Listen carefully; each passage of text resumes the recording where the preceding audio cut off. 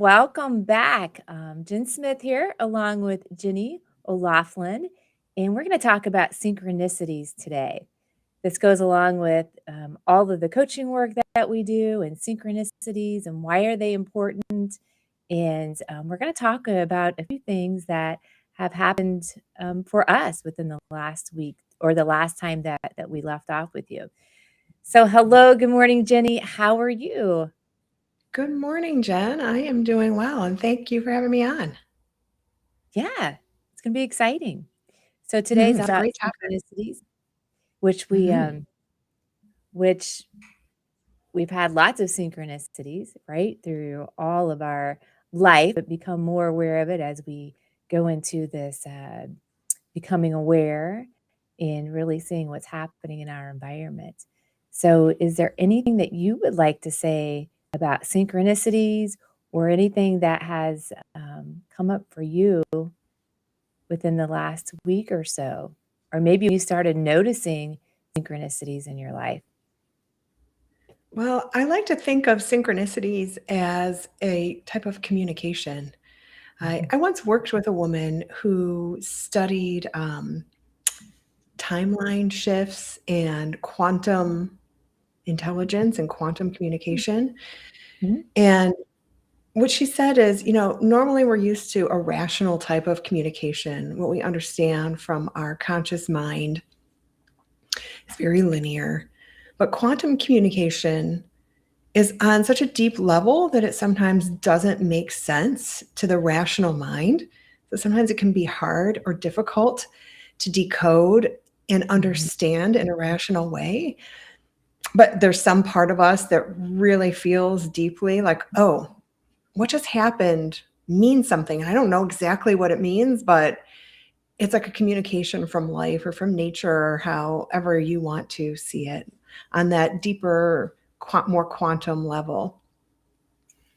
I was driving around the other day listening to an audiobook about Avalon. And as I was listening to it, I was driving a regular route that I drive all the time. And I looked over to the right and I saw a place called the Avalon Assisted Living Center, which was so interesting to me because I'd driven past it countless times and never noticed it before. And then as I'm listening to this audiobook about Avalon, I see it. Now, what does that mean? I don't know.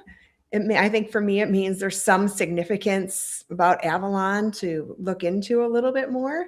But in that moment, it really felt like a strange coincidence, a strange synchronicity. Have you Yeah, experienced many synchronicities this week? I have, and I love what you're saying because it really those type of things have happened to me too. And it's amazing because when we become aware, we see that like we see what we're engaged in and what our thoughts are. That's what we hmm see in the outside world. And I think the hmm more that diving into the work, the thinking into results and really being present and really being focused and intentional, that it becomes, we recognize it more that, oh, that's what hmm we're thinking about. Sometimes, sometimes the coincidence, the synchronicities can be um, a little comical too. Uh, Yeah. and it reminds you of what you're thinking about, you know? But I had something similar to what you were talking about the other day, and I was thinking about because I my word for this year is present. So I was thinking about, okay, I'm going to this meeting, I need to be present, and I always use this in the center of the center of the center. I say that presence, presence. I'm just going to show up in presence, and whatever happens. And then right about that time, I was on the side of a truck. It had a center staking it in the center, and I can't remember what the name of the company was, but I've never heard of it before. And so that was just an awareness to me that that's what I was just thinking about, being in the center of this, and it was just showing me Yeah. on the side of the truck. So that Yeah. happens quite often to me. hmm Yeah. Sometimes I think it also might be messages from the subconscious mind.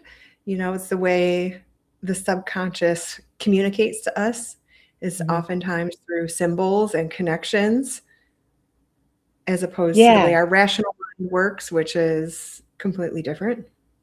And I think that a lot of people can relate to this, that I call them angel numbers, the 333, 444. Mhm, I mean, that's what was really prominent in the beginning of my level of awareness whenever I noticed that the outside world is giving us signals of mhm. what we're creating on the inside, giving us patterns. I always looked at those as like, stop, be present, you're on the right path. That's Mhm. what those signs mean to me. How about you? How do you interpret those angel Yeah. numbers or those type of things?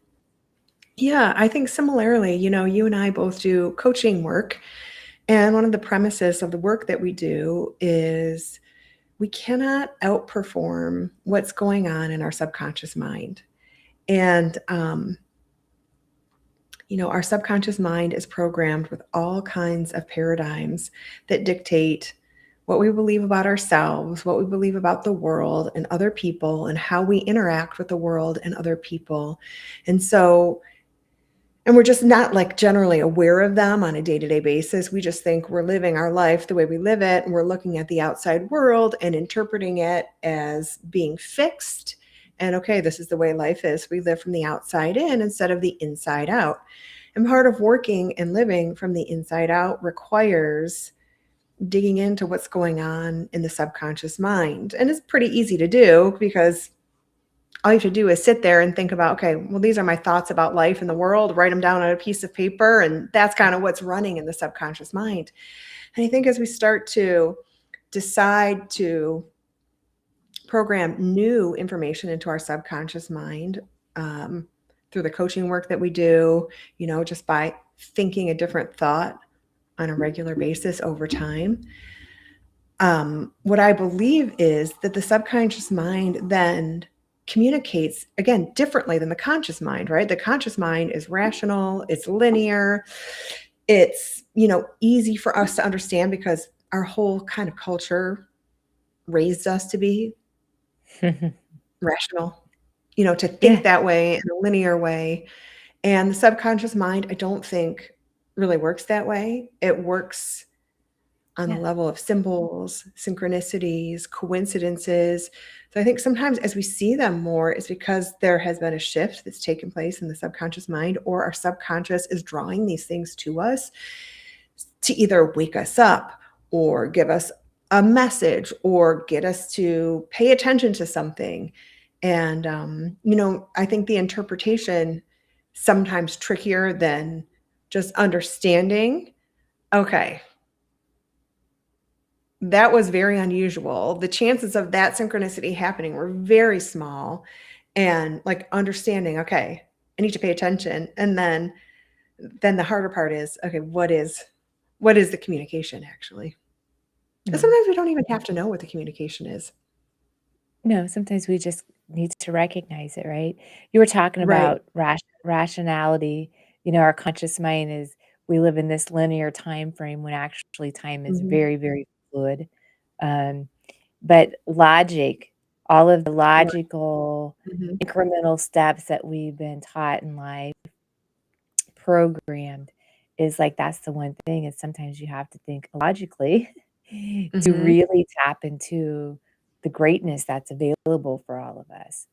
And, that takes a little time to basically we reprogram ourselves, right? The same way Yep, that we were programmed, and that's just through constant space repetition. Um, that's right, and I I think think after there a while, is the synchron right. yeah, no, I mean, our rational minds, they have a value. And it's, I think as we evolve, it's like that balance between masculine and feminine, between using our rational mind and our more feminine subconscious mind that's communicating in a completely different way. And if we can live in synchrony with both of those, it's a really powerful way to live, to be both practical and magical at the same time. Yes, I love that. That's the perfect balance. That's where I try to Mhm. stay, try to stay in that Mhm. balance of, everything being in alignment. That's what an alignment means to me too. We talk about your thoughts, feelings, and actions, but to me, it's really that male and female energies, conscious and subconscious mind, really being in balance. So after we Mhm. get past the synchronicities and we continue with down this path, then things just happen. This is when we see our manifestations take place on the physical plane, and Mhm. sometimes they can be very quickly. Sometimes we don't know when they're going to come in, but we know they're coming because we've created them. Um, so, has anything big or small, or however you measure that, manifested on your physical plane, um, recently? Gosh, actually a lot of things have. I think when I pay close attention, I notice so much shifting, changing, and coming in. And again, this goes back to bringing up the rational versus the subconscious mind. As we are creating more wealth or abundance in our lives, there's a tendency to think, oh, I've got to make more money to experience more wealth or um, abundance. But what I have found is things find them they're like their way to you, like the things that you need just Mhm. show up in your life. My daughter, who uses a wheelchair, has wanted a bike for years, and I've talked to friends who own bike shops, and they're not really sure what the right bike would be for her, and have met a lot of roadblocks on it. And I got an email from one of my daughter's former physical therapists just this week, or I got the email last week that Rose was going to be a part of our local hospital's great bike giveaway. And I didn't even know that she was put on the list of kids to get a bike. So she's getting fitted for a hand cycle this Saturday. And I didn't even try to, I wasn't even doing anything to try to obtain a bike for her. It just kind of fell in. Yeah, well, We've had a few, I've but had a you were few doing it. experiences like You've been doing the work, and you're thinking about what you that. want to for your life, right? And, Hmm. I love that. I love that, Hmm. that's great. I bet Yeah. she's excited too. Oh, she's very excited. Yeah. Yeah, So it's yeah. great. What about you?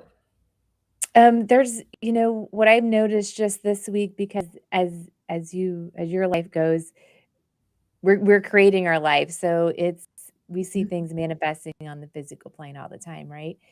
But I was, this past weekend, I was away with my mom. We went to a little town called New Harmony, Indiana, which is built on this idea of utopia, like a utopian town, so 200 years of utopia. And, so we went there. We have a special project we were working on. But there was, you know, all throughout the weekend, their little synchronicities. But I thought what was really fun was, mom and I were in a room. We stayed at Princess Diana's room in this bed and breakfast. And so we shared a room, and we were sharing Mhm. a bathroom. So, we were getting ready, and she had this eyeliner, and I used it. I thought, I love that eyeliner. Like, I wish I had that eyeliner. So, I was gonna ask her where she got it at. But then she had given me, like a little makeup thing, like foundation, and she wanted me to try some makeup she had. Um, all of these things I was thinking about anyway, and I tried them. I liked them, and we went to breakfast, and then before breakfast was served, she's like, "Hey, I'm gonna go out in the car. I have something for you." And she brought back in, and it was like these things that I wanted. And sometimes you go, "Okay, well, your mom knows you want these specific things, and she my mom would most likely buy it for me." But I think to just have them with her, and she's like, "I just Mhm. happened to buy an extra of these because I liked it so much," and, so I got so those you get small things like that all the time from Yeah. people, and to me, that is magical. So I Yes. appreciate and I'm grateful for all the small things and all the other Yes. things that flow into my life. Yes. It reminds me of something my meditation teacher, Mahesh Yogi, used to talk about when he was describing higher states of consciousness. And he said, as you evolve in your consciousness, there's more of a spontaneous fulfillment of desires. And, like for myself and my daughter, like the desire for the bike was just like in the background of my mind. It wasn't even an active desire. And your story about the makeup too. I mean, it seems silly. It's just makeup, but you Mhm. had a desire for this makeup and it just showed up really Right with no away. effort on your part. It just popped No. up. Yeah, yeah, Yeah, and I think it's easier with the small things where there's not a lot of emotional attachment to it, especially when there's no stress surrounding it. I think when we right. desire things and we hold stress in our bodies about it, it kind of pushes it away, but when we have that desire and just let go of it, seems like those things come to us Yes, much more easily. you're absolutely right. That's what I've witnessed in my life too. Sometimes whenever I want something and I'm so invested in it, and I'm trying to Mhm. put the actions forth that is a little stressful, I mean, we're actually energizing that work with the stress now. Yeah. And that's not good, so sometimes I have to take a step Right. back and just, detach from the outcome and just move forward Exactly. with maybe another part that's going really well and flow along with that for a while, and then things start to come in. So it's kind of like if you elevate one area and you're Mhm. in flow with that, the others rise with it too. It's Yeah, really and I think fascinating how it you works. definitely hit on a key point was just it's just not being attached to the Mm, outcome. And it's a yeah. lot easier with small things like makeup, Yeah, right? Because 'Cause you're exactly. not attached to the makeup you have at all in any way. It's just like, "Oh, yeah, Mhm. want some new eyeliner. No big Mhm. deal." Yeah. Uh-huh. So just being fully unattached, and I love watching things come in like that, just Mhm. almost seemingly out of nowhere. Um, my meditation teacher also used to talk about, like, do less and accomplish more, and I think that's an example of it. It's like we always think we Yeah. have to strive and push hard to achieve things and get the things that we want, and there's something Yeah. to having a desire and then letting it go, I think. What I believe is that if we were all every person on the planet was really in tune with the intuition, with the messages that are coming through, that there would be this giving and receiving that everybody would just have what they need, right? Agree. And, I've had ideas that come through like, "Oh, so and so may need this," and not follow through with them, but I try to follow through with those things now because you're getting the message for a reason. It's there, like, and, Mhm, really following up on that.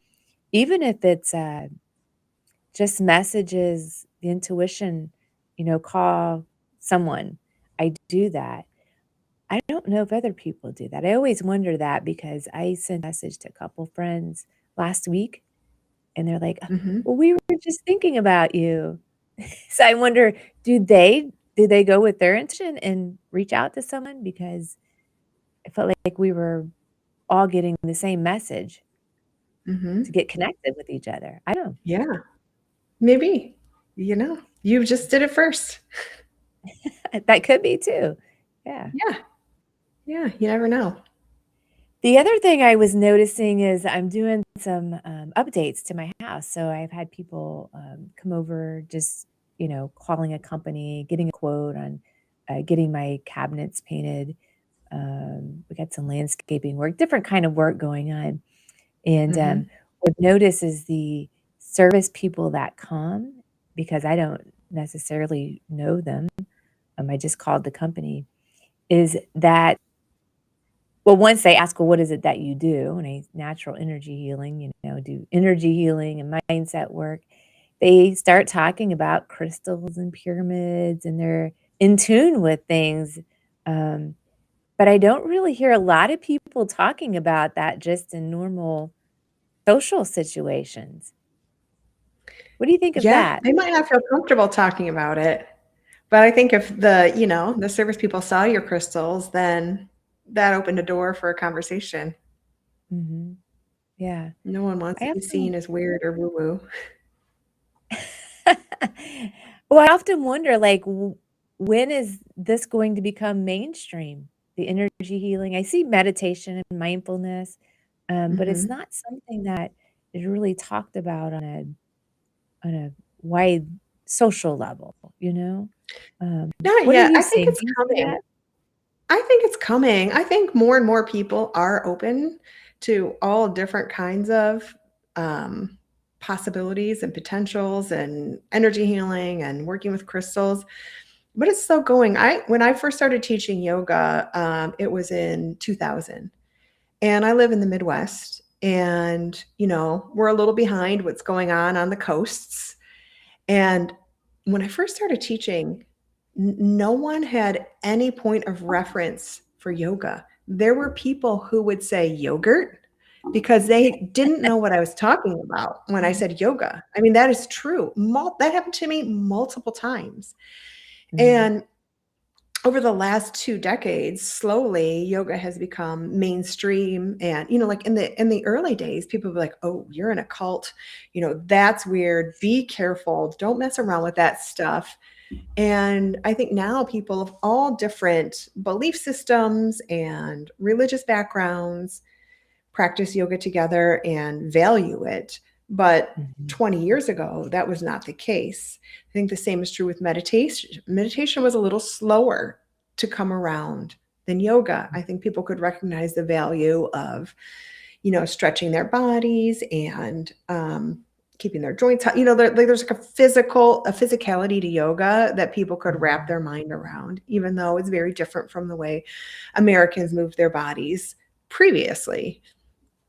And then I think as stress levels increased, people started opening up to the idea that meditation could be helpful. But again, before, like 2010, I would even say there was definitely some resistance to meditation. People were suspicious of it. They thought it was woo woo. But then some scientific studies came out showing the benefits of meditation, how it reduces cortisol levels, how it's good for heart health, Mhm. how it helps you to reduce anxiety and depression. So then once there was some science backing it, I think it started to become more mainstream. And I truly believe that a large number of people practicing yoga opened up the collective consciousness to being receptive to meditation. I think Mm. more people meditating and practicing yoga has opened up the collective consciousness to things like Reiki. I think there's probably been some research that's been done on Reiki and some basic energy healing. And while some people might be hesitant to talk about it, I know like there are hospital systems that integrate Reiki into Oh, um, yeah. what they offer. So things have changed quite a lot. Like if you think of where we were as a society in the mid 1990s and where we are now, I think things have shifted a lot and will continue to. Yeah. Well, I started Reiki about 6 years ago, I guess, and, because I had never heard of it, and I didn't know anything about it, so I started studying it first, and, then I started, doing the self Reiki and working with my family and friends for healing, and I was just amazed by it, and I thought, "Why haven't we been taught this before?" So that was my initial mission, was to, like, go tell people, like, "This is available, you can heal yourself," like, isn't that wonderful? I mean, and I think everyone should know that. But then I register with the International Association of Reiki practitioners, Mhm, because you just, like, send all of your documentations to them of, like, what your certifications were so they can put you in the database if anybody wants to find a practitioner near them. And then I realized there were thousands and thousands and thousands of Reiki practitioners mhm. everywhere. Everywhere. So yeah. So, I just think that's amazing, and, I think it's really even important, like, the level of a consciousness that's available to us today and the amount of energy that we're receiving from the cosmos, like, we are it's helping us, helping all of us to elevate our consciousness. And if people are in tune with that and can really feel can Mhm, feel that, and they can relax and they can allow that energy just to flow through, it is amazing.